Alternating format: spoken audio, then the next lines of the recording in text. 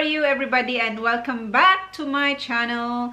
Guys, today I'm just gonna share my nursing career journey in Australia.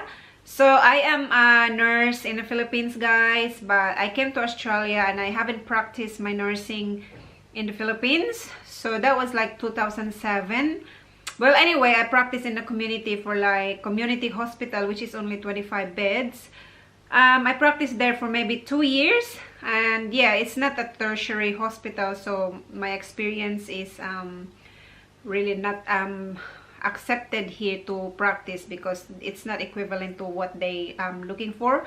They usually look for 1 year experience in acute, which is a tertiary hospital or like a bigger hospital. If you have 1 year experience in the Philippines, then maybe they will accept my experience. But anyway, guys, so yeah, I started, since I cannot practice nursing here, so I started working in a piggery. So I helped my husband help work in a piggery, and then from there I think I worked for 2 years in a piggery, and then I studied enrolled nursing. So there's two kind of nursing here in Australia. It's Div 1, which is the registered nurse, which is the Bachelor of Science in Nursing, and then the Div 2, which is the lower role, the one down role from Div 1, which is a Div 2. It's called enrolled nursing. You have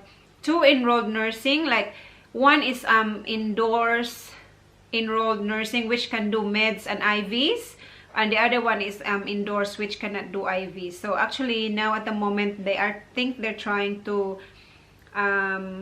like the only course is the EN, which is the medication indoors, which everyone can do medication. So the EN which is cannot do medication, this has been phased out, that course, so they now on the medication side. So when I had my training as an EN, they used to have like it's not really an English test, but now they've changed. Like before you enroll to an enrolled nurse, you have to have an English test prior to your course. But when I had mine, I think that was 2 years ago, it has been changed now.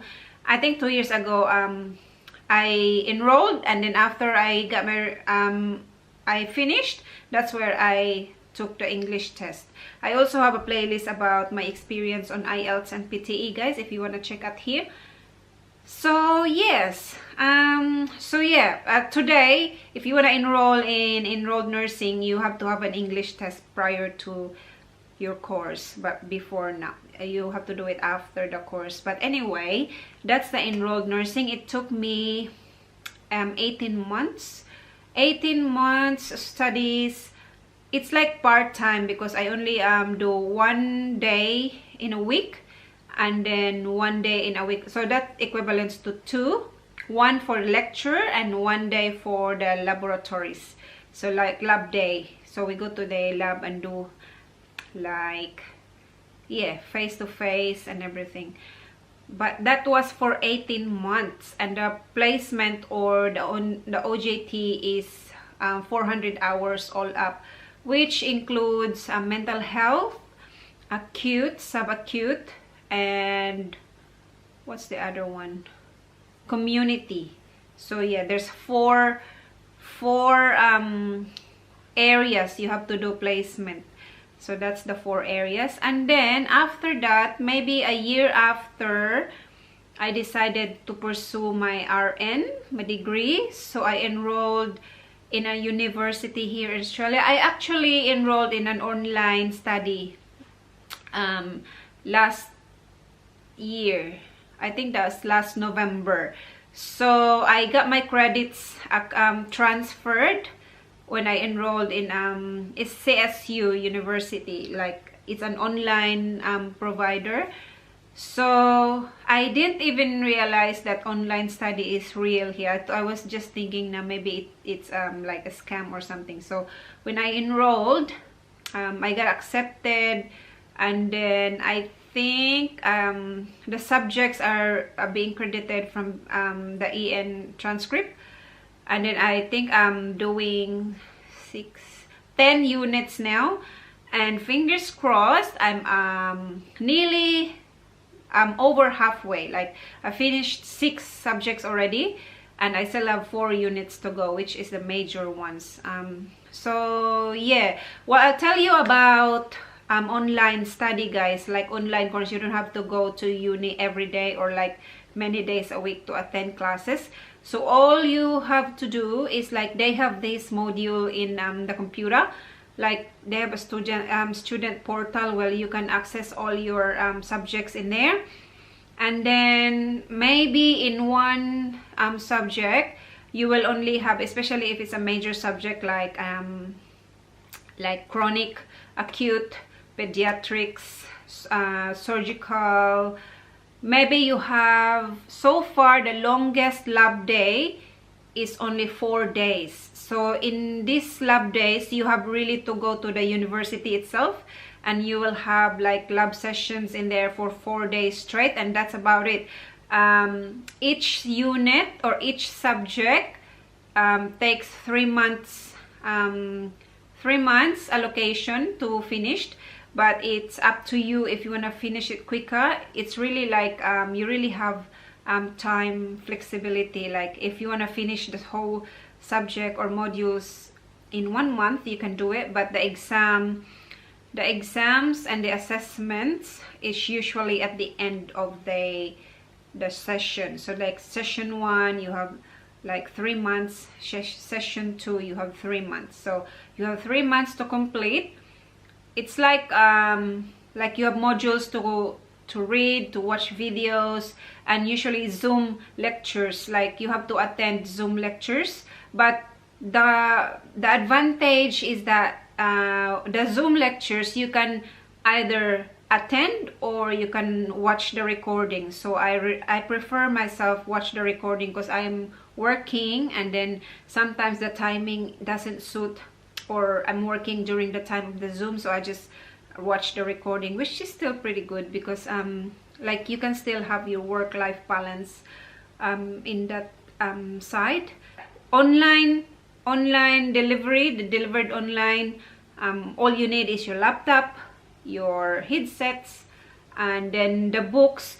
Like there are prescribed books that the uni will have you to have, but most of them I bought every subject, every book, but I haven't even used them, so it's a waste of time because all the modules are all in there already.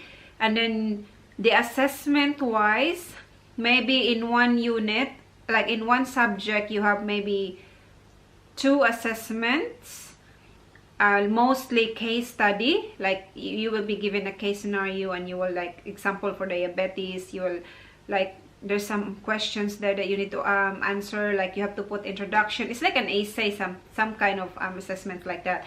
You have to do introduction, your discussion, and your conclusion. And then mostly it's around 1,500 words to 2,500 words. That's the longest assessments usually if it's a major subject. And then like there's a very long time frame for you to finish your assessments. It's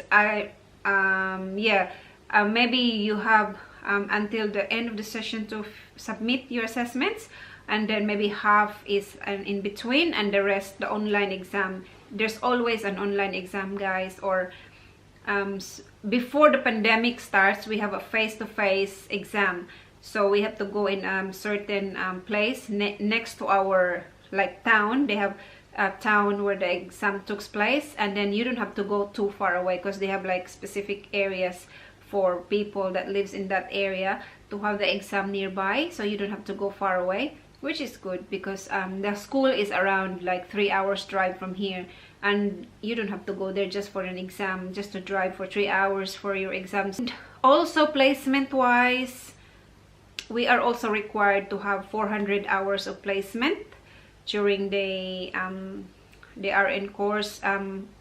Even though you already have placement during your EN course, you still have to do placement when you're doing the RN. So I think it's again 400 hours of placement. So far I've done 4 weeks of placement in acute and then 2 weeks in mental health. So I still have 12 weeks to go for the rest of the 4 subjects. So there's a lot of placement, but it's not like in one go, like you have to do the placement in one whole month or one whole 12 weeks. It's like maybe after you finish that subject, you will have, maybe depends of if you are allocated or not. It depends if there's any available placement, but if there's none, you have like to wait. Like example, for now you done 2 weeks mental health, maybe in 4 weeks time you will do acute, and then in another 4 weeks time you will do palliative or something like that. So it's not like in one go, it's divided into different slots. So you can do a placement and you can still work, because you can still earn in between. So it's not really that bad, and I prefer the online study because I have like time, the flexibility. I can just watch the videos when I'm not working or I finish work, so I can still work, I can still look after the kids, I can still cook tea while listening to the Zoom lectures. So yeah, hopefully next year, if finish all the placement, hopefully next year we will finish this RN, and then fingers crossed, hopefully we'll finished. So about the cost, since I applied for the government subsidy, or like the HEX, it's called HEX here, like the government will like provide a subsidy. Well, it's like a loan, like the government will pay for it, and then at the end of your course, or when you start earning already, they will get it back from tax. So usually I have a loan from the previous one, and now I'm starting to get paying that back. And then last tax I got like 3,000 bucks taken from my tax to put on that loan. And the cost per unit, like in one subject it's 8 units. Like the major subjects, like the acute, it has 16 units. So 16 units per 8 units, it's $800. So $860 something for one subject if it's only 8 units. But if it's like the acute is 16 units, so it's 2 8s, so it's like 1,600 for 16 units. So that's how much is the subject. So yeah, it's a lot of money to like waste and not to study hard. But anyway guys, I hope you learned something from this video, and if you have any questions, just leave a comment down below, and I will put a link about my IELTS and PTE experience, because before I got my registration as an EN, I took an exam on the English test. Like I took the IELTS and I also took the PTE, so I have the playlist about the PTE and IELTS. I'll put a link down below if you want to check it out. That would be great, and I hope you learned something from this video, and then I will see you next time guys. Thank you again for watching, and take care. Bye.